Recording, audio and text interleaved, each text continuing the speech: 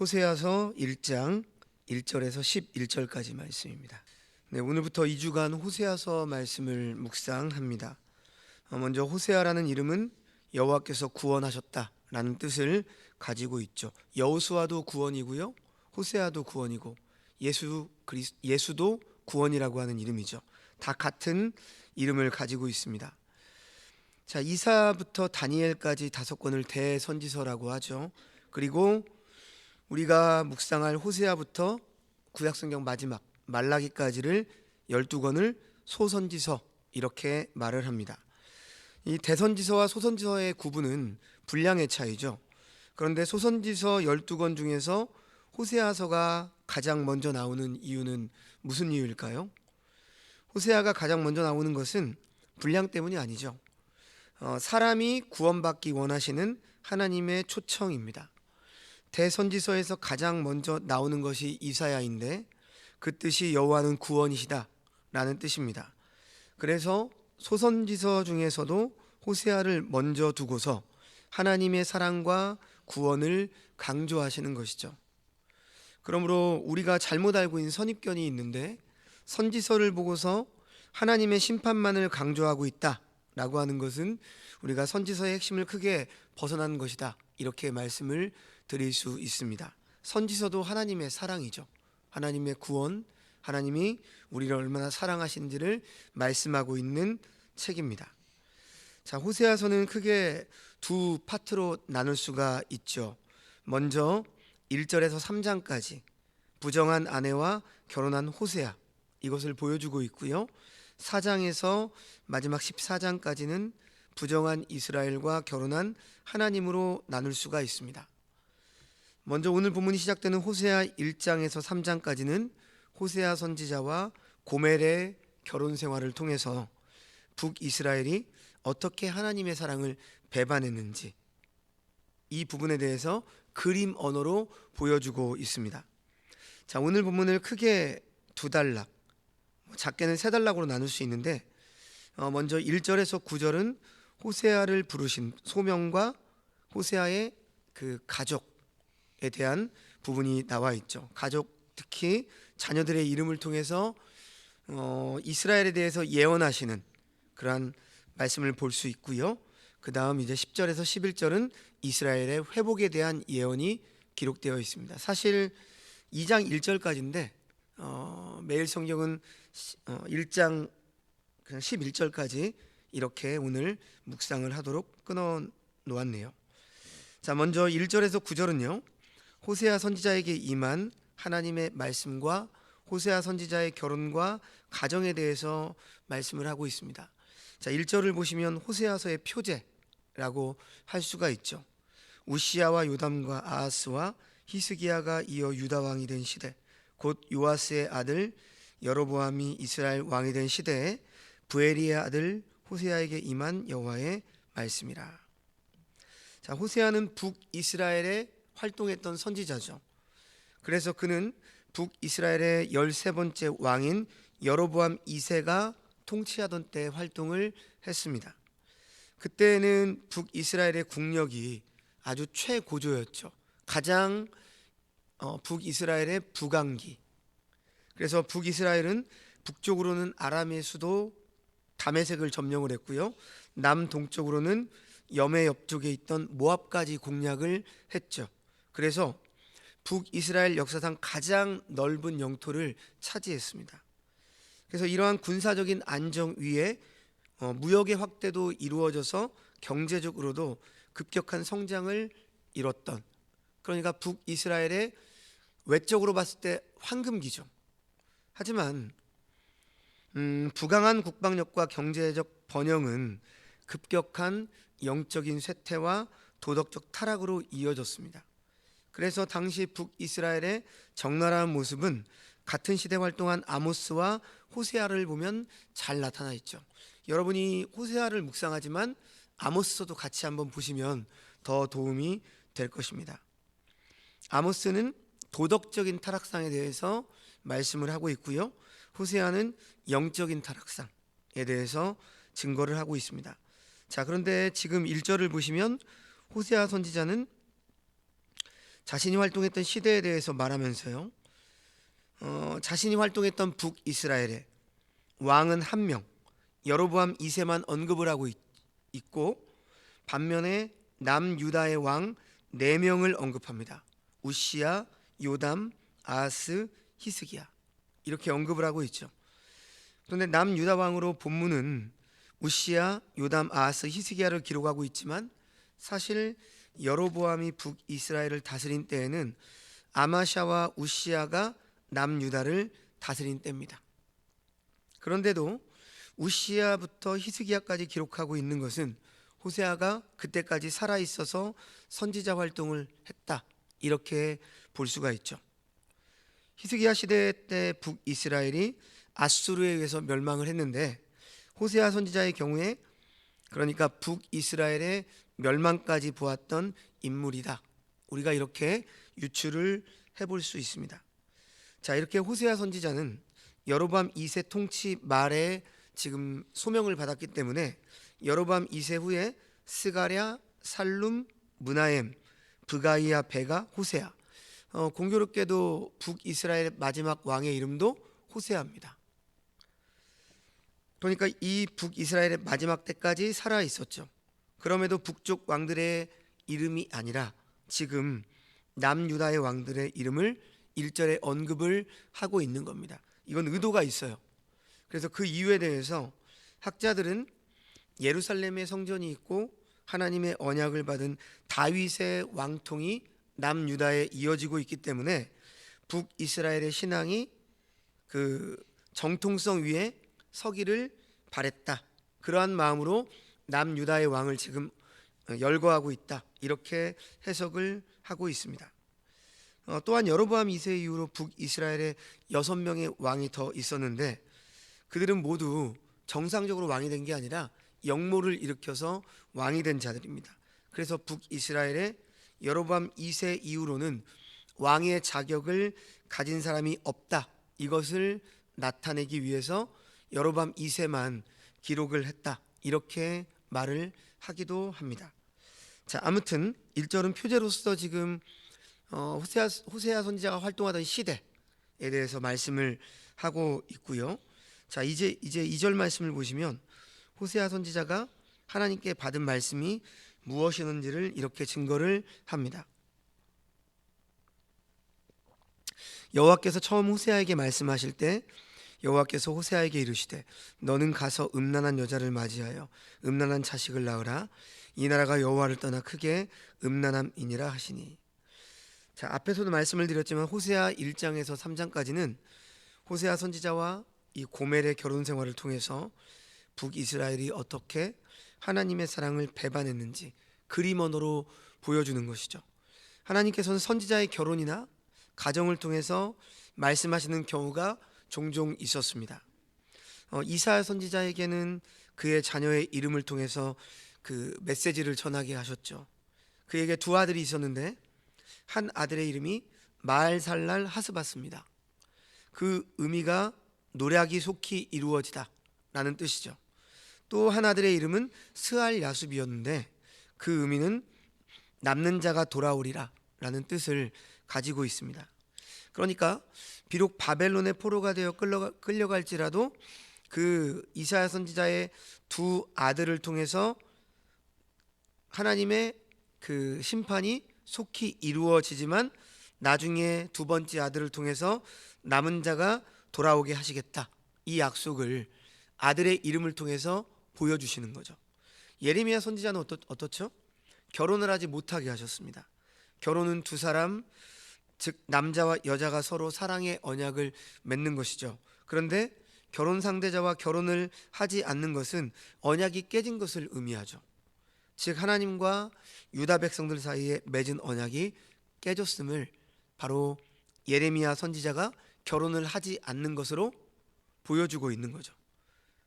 그리고 바벨론 포로가 될 것이기 때문에 결혼을 해도 어차피 함께 살 수 없다라고 하는 것을 선지자의 결혼을 통해서 상징적으로 보여주셨습니다.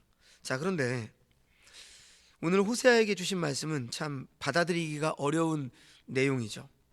왜냐하면 음란한 여자는 지금 매춘을 하는 신년 창기의 여인을 의미할 수도 있고요. 결혼 전에는 그러지 않았는데 결혼 후에는 음란해진 여인을 뜻할 수도 있습니다. 이 두 가지 해석이 있거든요.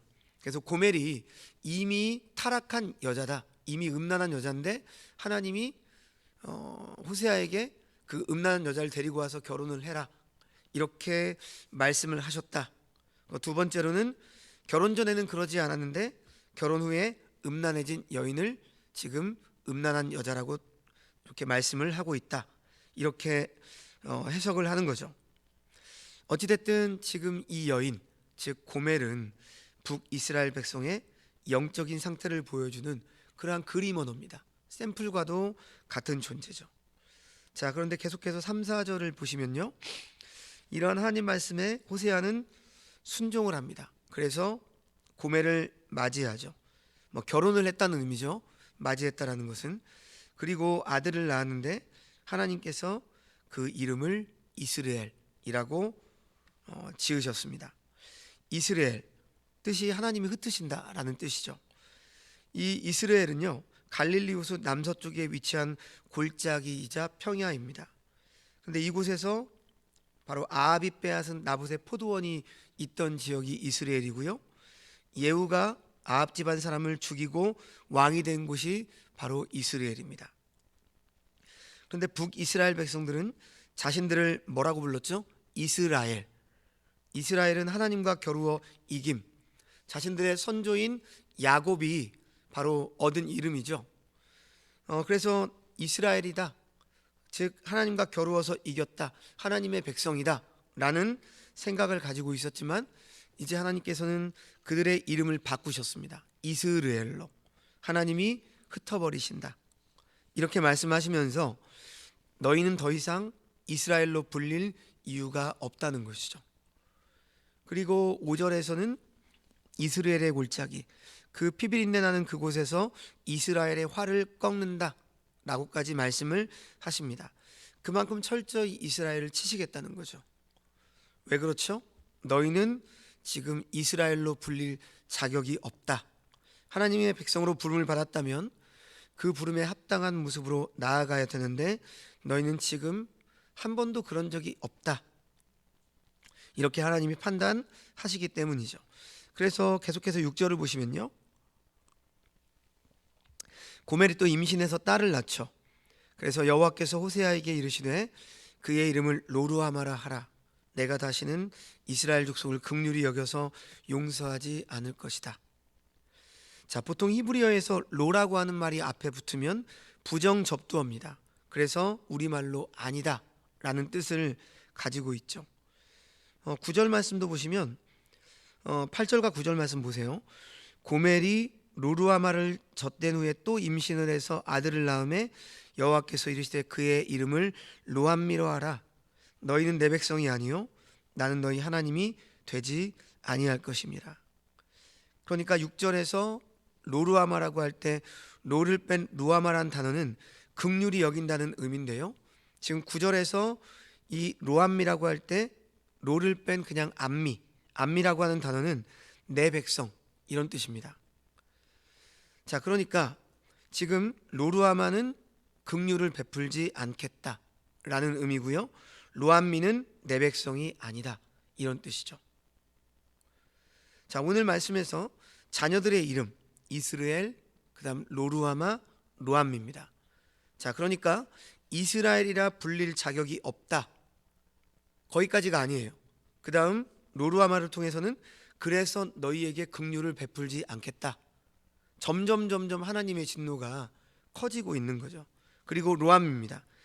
아니, 이제는 더 이상 내 백성이 아니다. 지금 호세아의 자녀를 통해서 지금 하나님께서는 점점 진노를 더해 가시는 거죠. 한번 생각해 보십시오. 이 자녀들을 터울이 있었을 거 아니에요. 적어도 둘째에서 셋째까지는 4년 정도의 터울이 있었다라고 보통 학자들이 얘기를 하는데요. 왜냐하면 젖된 후에 낳았으니까. 보통 중동 지방에서 그 당시에는 젖을 땐 나이가 한 4살 정도 된다고 하니까요. 그러면 지금 호세아 선지자의 딸을 통해서 지금 하나님은 계속 이스라엘 백성들에게 계속 진노를 말씀하고 있고 심판을 말씀하고 있는 거예요. 너희가 이스라엘이었는데 너희가 지금 이스라엘로 내가 부르겠다. 자격이 없다. 그리고 내가 긍휼을 거두어 버리겠다. 지금 하나님은 계속 이스라엘 백성들에게 경고하고 계신 거죠. 그런데도 이스라엘은 어떻게 했죠? 바알 신을 섬겼죠. 하나님과 함께 바알 신을 섬기며 바로 영적 간음을 하고 있었다라고 하는 겁니다. 그러니까 이스라엘의 상태가 더욱더 계속해서 타락해져 가고 있다라고 하는 거죠. 내가 참고 또 참는다. 그래서 선지자를 보낸다. 그러면 너희가 돌이켜야 되는데 돌이키기는커녕 도리어 죄를 더욱더 더해가고 있고 악해져 가고 있구나. 내가 더 이상 그냥 볼 수가 없다. 그래서 나는 너희에게 자비를 주었지만 너희는 그것을 악용을 할 뿐이다. 그러므로 나는 이제 더 이상 어떻게 하겠다고요? 긍휼을 베풀지 않겠다. 그리고 로암미, 더 이상 내 백성으로 너희를 대하지도 않겠다. 하나님은 이렇게 말씀을 하고 계신 것이죠. 자, 성도 여러분, 우리가 오늘 이 말씀을 통해서 한 가지 알아야 될 사실이 있어요. 하나님의 진노는요, 우리가 보기에는 갑작스럽게 하나님이 진노하시는 것 같아 보이지만 실제로는 오늘 말씀을 통해서 보시면 어떻다고요? 오래 참으신 겁니다. 실제로는 오래 참으신 결과요, 말씀하시고 또 말씀하셨지만 결국에는 우리가 말을 듣지 않고 돌이키지 않으니까 하나님은 결국 진노로 표출을 하시는 것이에요. 그러니까 지금 북이스라엘은 BC 722년인가요? 그리고 남유다는 586년에 멸망을 했으니까 하나님께서는 몇백 년 동안 참으신 거예요. 다윗을 통해서 이스라엘 왕국을 시작하시고 솔로몬을 통해서 통일왕국의 가장 황금기를 맞이하게 하셨는데 솔로몬이 타락하고 그러면서 이제 이후에 남왕국과 북이스라엘로 갈라지게 됐잖아요. 그때부터 하나님은 계속 말씀하셨는데도 불구하고 말을 듣지 않는 거죠. 그러니까 북이스라엘이 멸망하고 그것을 보면서도 남유다도 똑같이 타락의 길로 접어들어서 이제는 북이스라엘, 남유다가 다 멸망하는 거죠. 이 호세아서의 배경이 되는 북이스라엘도 마찬가지입니다. 어느 날 갑자기 하나님께서 아수르를 통해서 치신 게 아닙니다. 그동안 기다리시고 그렇게 말씀을 하셨는데도 불구하고 계속 영적 간음을 하고 신랑인 남편을 떠난 음란한 여자처럼 살아갔던 것이 바로 북이스라엘의 백성들이었습니다. 그래서 하나님의 진노는요, 우리가 보기에는 그냥 갑작스럽게 어느 날 오는 것 같지만 사실은 우리가 그동안 죄를 쌓았던 결과요, 하나님이 오래 참고 있었지만 결국에는 우리를 돌이키시기 위해서 매를 대신다라고 하는 겁니다. 그러므로 오늘은 우리는 이 호세아서의 말씀을 묵상하면서 하나님이 노하기를 더디하며 참고 계실 때 우리 자신을 돌아볼 수 있어야 합니다. 특히 하나님의 말씀을 통해서 자신을 돌아보도록 하실 때 더욱 자신을 살펴야 하는 것이겠죠. 자, 하나님께서는 이 우상 숭배의 음행을 하고 있는 지금 북이스라엘 백성에게 긍휼을 베풀지 않겠다, 내 백성으로 여기지 않겠다라고까지 진노의 말씀을 하셨습니다. 그러나 여러분, 이것은 하나님의 본심이 아니에요. 하나님의 진심은 어디에 있습니까? 우리가 호세아서를 묵상하면서 곳곳에 하나님의 진심이 나타나 있고 묻어 있습니다. 자, 7절 말씀을 보시면요, 그럼에도 불구하고 어떻게 말씀하세요? 다시금 긍휼을 베풀 것이다, 이렇게 말씀을 하시죠. 그러나 내가 유다 족속을 긍휼히 여겨 그들의 하나님 여호와로 구원하겠고 활과 칼이나 전쟁이나 말과 마병으로 구원하지 아니하리라 하시니라. 자, 물론 여기에서 보시면 지금 북이스라엘이라고 지칭하지 않죠. 유다 족속 이렇게 표현을 하고 있습니다. 그러니까 지금 이 말씀은 남유다를 지칭하면서 하시는 말씀이죠. 자, 그리고 10절과 11절 마지막을 보시면 자, 이렇게 말씀하시죠. 그러나 이스라엘 자손의 수가 바닷가의 모래같이 되어서 헤아릴 수도 없고 셀 수도 없을 것이며 전에 그들에게 이르기를 너희는 내 백성이 아니라 한 그곳에서 그들에게 이르기를 너희는 살아계신 하나님의 아들들이라 할 것이라. 이에 유다 자손과 이스라엘 자손이 함께 모여 한 우두머리를 세우고 그 땅에서부터 올라오리니 이스라엘의 날이 클 것임이로다. 자, 그러니까 하나님께서 지금 북이스라엘 향해서 진노하시면서 남유다에게는 긍휼을 베풀 것이다, 이렇게 말씀을 하고 있는 거죠. 자, 그런데 왜 이렇게 하시는 것인가? 목적은 이겁니다. 남유다를 보면서 북이스라엘이 자극을 받도록 하기 위해서죠. 간단히 말하면 너희에게서는 긍휼을 빼앗을 것이지만 남유다에게는 긍휼을 베풀 것이다. 그래서 너희가 하나님의 긍휼을 사모하게 만들 것이다. 하나님은 지금 이렇게 말씀을 하시는 거예요. 그래서 북이스라엘이 먼저 멸망을 하고 남유다에겐 긍휼을 베풀어 줬는데 결과적으로 남유다도 똑같이 북이스라엘의 길을 걸어갔죠. 그래서 남유다도 결국 하나님의 진노로 멸망을 당하게 되는 거죠. 자, 그 결과 11절에서 말씀하고 있는 것처럼 남유다뿐 아니라 북이스라엘도 함께 긍휼을 베풀 것이다, 이렇게 알리십니다. 그러니까 아까는 그 자녀의 이름을 통해서 내가 긍휼을 베풀지 않겠다, 심지어 더 이상 내 백성이 아니겠다, 이렇게 말씀하셨지만 하나님의 진심은 어떻다고요? 긍휼을 베풀지 않겠다라고 했지만 긍휼을 베풀겠다. 내 백성이 아니라고 하시지만 다시금 내 백성이라고 하겠다라고 한다는 겁니다. 성도 여러분, 우리가 기억해야 될 하나님의 진심이 바로 이겁니다. 이 말씀에 있어요. 단지 우리에게 어떤 진노와 심판과 어떤 징계를 하실 때에는 그것으로만 목적을 삼지 않으세요. 진노하실 목적으로만 긍휼을 베풀지 않겠다, 내 백성이 아니라고 말씀하시는 것이 아니라 긍휼을 베풀기 위해서 내 백성이라고 말하기 위해서 잠깐 긍휼을 거두시고 잠깐 내 백성이 아니다 라는 식으로 말씀을 하신다는 거죠.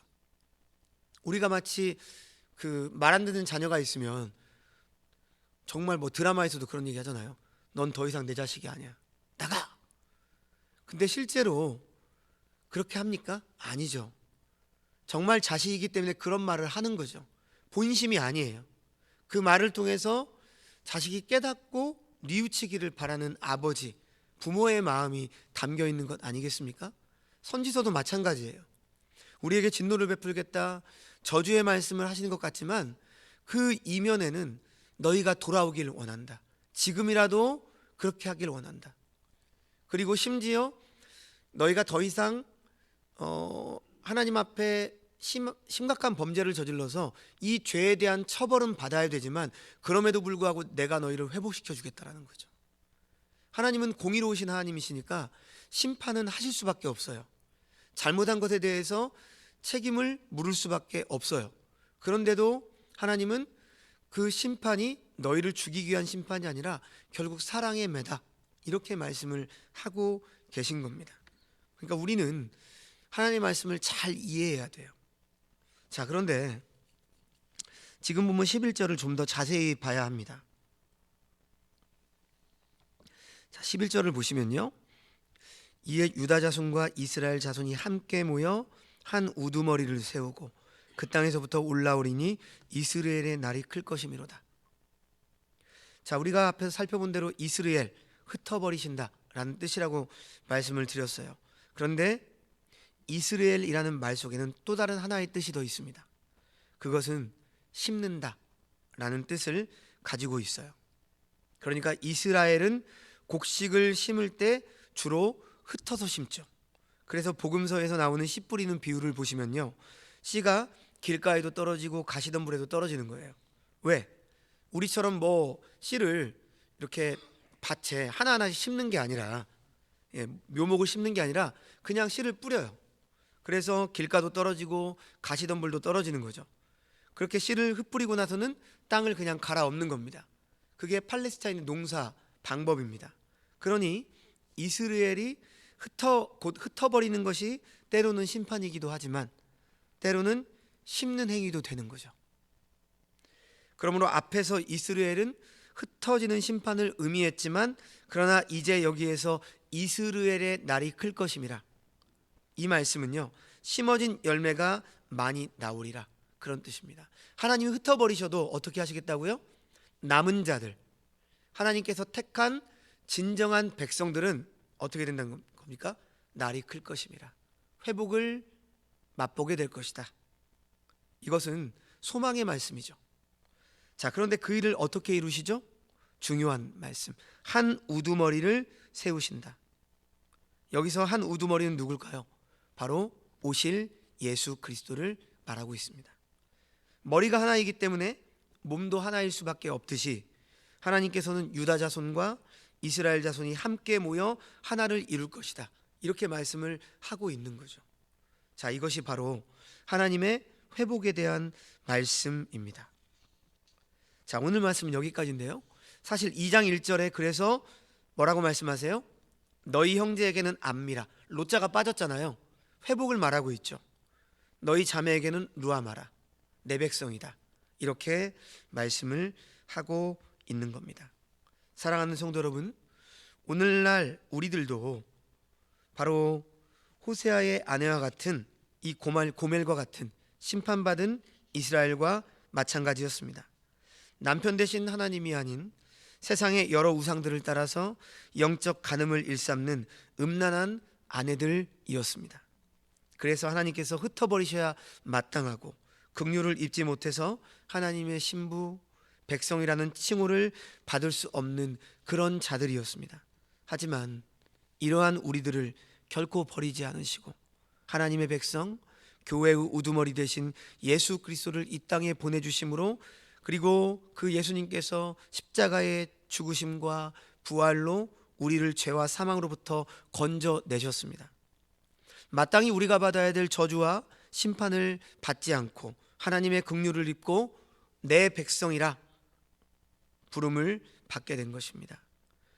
우리가 호세아서를 묵상하면서 언제나 이 사실을 잊지 않고 기억하며, 그럼에도 불구하고 우리는 세상을 여전히 좋아하는 습성이 있고 또 하나님 외에도 재물도 섬기고 세상의 여러 가지 것들을 함께 섬기고 있는 혹시나 우리들의 모습이 아닌가, 그러한 모습을 지향하고 있는 우리들이 아닌가, 이 사실을 기억하면서 하나님의 신부요 백성된 우리들이 얼마나 우리의 우두머리이신, 우리의 왕이신, 우리의 목자 되신 주님의 말씀을 따라 거룩하고 순결한 삶을 살아가고 있는가, 우리는 돌아봐야 할 것입니다.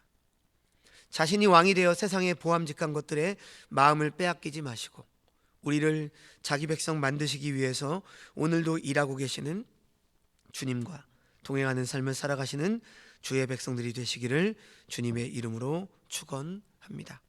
기도하겠습니다. 하나님 아버지, 오늘부터 묵상하는 호세아서 말씀을 통해서 우리가 하나님의 신부로서 세상의 우상들의 마음을 빼앗기지 않도록 우리의 신앙을 점검하게 하시고 늘 하나님께로 돌이키는 참된 회개의 삶을 살아가게 하여 주옵소서. 우리에게 한없는 은혜와 긍휼을 베풀어 주셔서 우리를 회복시켜 당신의 백성으로 삼으시고자 하시는 하나님의 약속을 믿는 믿음을 허락하여 주시고, 이 약속을 우리의 우두머리 되시는 예수 그리스도를 통해 이루어 가심을 알게 하여 주옵소서. 그래서 우리가 자기를 사랑하는 데서 돌이켜서 우리의 주요 왕이요 목자가 되신 예수 그리스도에게로 돌아와서 그분의 통치를 온전히 받는 주의 백성, 주님의 신부 되게 하여 주옵소서. 모든 말씀 예수님의 이름으로 기도합니다. 아멘.